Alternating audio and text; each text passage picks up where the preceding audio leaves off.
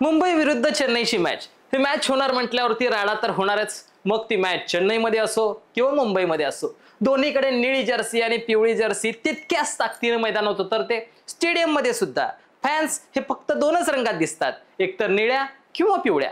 कालचा सामना ही रंगतदार होणार हे आधीच ठरलेलं होतं.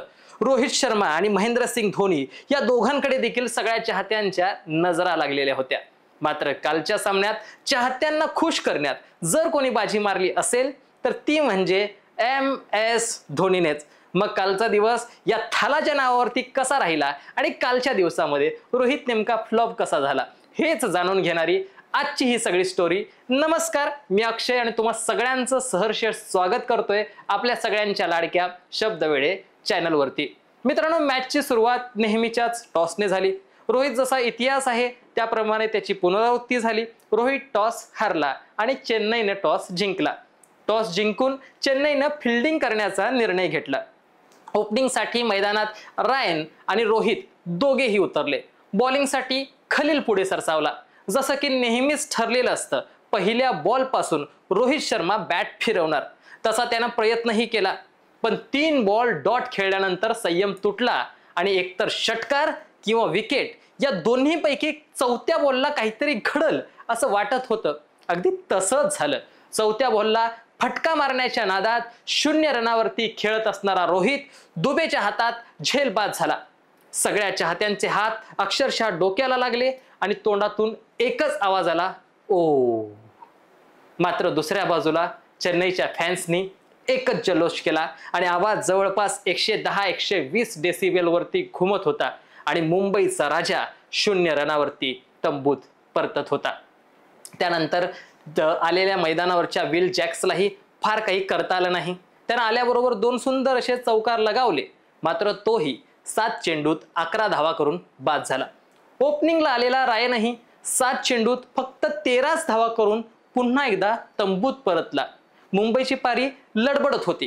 कॅप्टन सूर्यकुमार यादव आणि तिलक वर्मा यांनी टीमला सावरण्याचा प्रयत्न केला. मात्र सूर्या चांगला खेळतोय हे दिसतानाच थालाने पुन्हा एकदा अशी काही कामगिरी करून दाखवली की ती चमत्कारिकच होती. धोनी म्हातारा झाला आहे, त्याचं वय झालं आहे, आता त्याला खेळायला जमणारच नाही असं म्हणणाऱ्या भल्या भल्यांच्या तोंडावरती त्यानं एकच अशी चपराक लगावली आणि 0.12 सेकंदात सूर्याला स्टंप करून शेर अभी बुडा नाही हुआ हे दाखवून दिलं. थर्ड अंपायरचा निर्णय येण्याआधीच सूर्याला सुद्धा माहित होतं की पाठीमागं कॅप्टन कूल आहे, यांचा कॉन्फिडन्स आहे म्हटल्यानंतर आपल्याला आता तंबूत जायलाच हवं आणि म्हणून तो तंबूच्या दिशेनं सुद्धा निघाला. तिलक वर्माने चांगले फटकेबाजी करत टीमला सावरलं. आकर्षक असे 2 छक्के आणि 2 चौके मारून तोही 31 धावा करून तंबूत परतला. अफगाणिस्तानच्या नूर अहमदनं चेन्नईकडून या दोघांना तंबूत पाठवलं.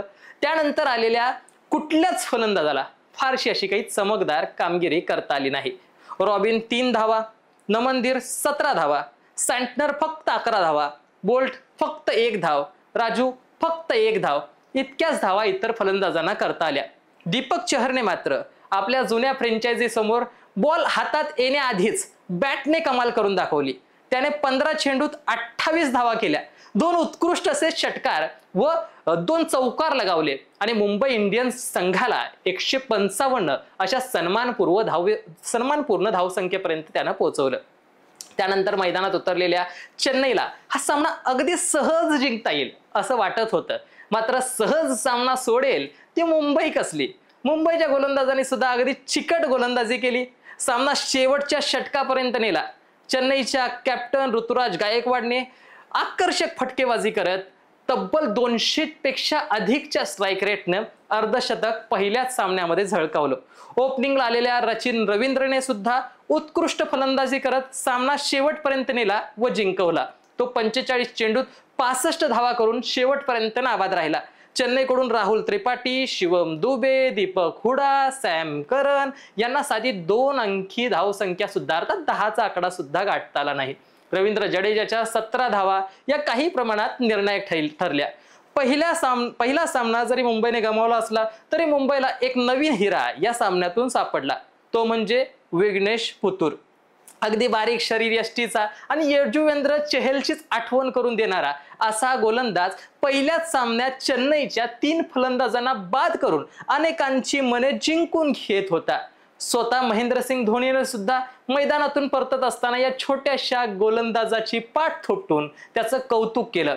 एकंदरीतच हा सामना चेन्नईने जिंकला असला, चेन्नई एकंदरीतच या IPL मध्ये विजयी सुरुवात करत असली तरी सुद्धा मुंबईने सुद्धा आपला इतिहास पुन्हा पुन्हा पुन्हा तसाच अबाधित 13 वर्षापर्यंत ठेवलेला आहे. तब्बल 13 वर्ष झाली एकही IPLचा पहिला सामना न जिंकणारी ही मुंबई ठरलेली आहे. जसं की नेहमी म्हणतेच मुंबई की पहिला सामना आमचा देवाचा असतो, किंवा काही जण म्हणतात तसं पहिला सामना भूताचा. असं काही असो, पण मुंबईने 13 वर्ष झालं पहिला सामना जिंकलेला नाहीये.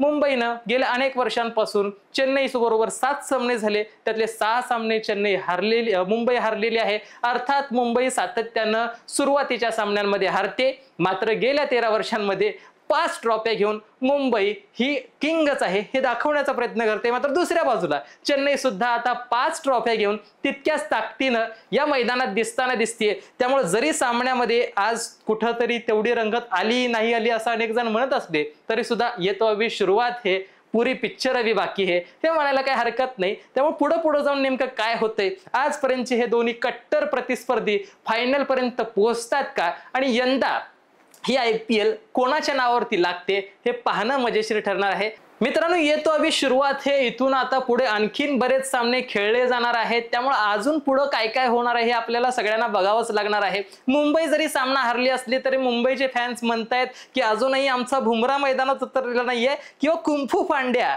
त्याचं अजून आगमन व्हायचं आहे. हे 2 दिग्गज फलंदाज आणि गोलंदाज मुंबईच्या टीम सोबत उतरल्यानंतर मात्र मुंबईचा चेहरा मोहराच वेगळा काहीसा असणार आहे. मात्र दुसऱ्या बाजूला चेन्नई सुद्धा इतकी ताकदीनं मैदानात उतरताना दिसतीये की चेन्नईला सुद्धा हलक्यात घेणं भल्या भल्या संघांना जड जाणार आहे. आणि त्यातल्या त्यात चेन्नई सोबत थला आहे, मास्टर माइंड आहे, आणि स्टंपिंगच्या अर्थात किपिंगच्या मागे तो जेव्हा जेव्हा उभा राहतो, स्टंपच्या मागे जेव्हा जेव्हा उभा राहतो त्यावेळेला बरीच सूत्र बदलताना दिसतो, हलवताना दिसतो. त्यामुळे येणाऱ्या काळामध्ये कोण किंग ठरतंय, धोनीच किंग होतोय की रोहित किंग होतोय की किंग कोहली पहिल्या सामन्यामध्येच जिंकून पुन्हा एकदा आपली दावेदारी सिद्ध करताना दिसलेलाच आहे. त्यामुळे तो यंदा काहीतरी वेगळा चमत्कार करतोय का, बघूयात ह्या IPL मध्ये पुढे नेमकं असं काय काय होणार आहे. ह्या IPLचे असेच व्हिडिओ वेगवेगळे पाहण्यासाठी तुम्ही आमच्या चॅनल सोबत जोडले राहा, चॅनल सबस्क्राईब करून ठेवा. बऱ्याच मॅचेसचे असे विश्लेषण तुम्हाला मिळत राहणार आहेत. मॅच चुकली तर काय हरकत आहे, आपल्याकडे व्हिडिओ तर नेहमीच मिळणार आहे. तर फॉलो, शेअर, सबस्क्राईब करायला अजिबात विसरू नका. धन्यवाद.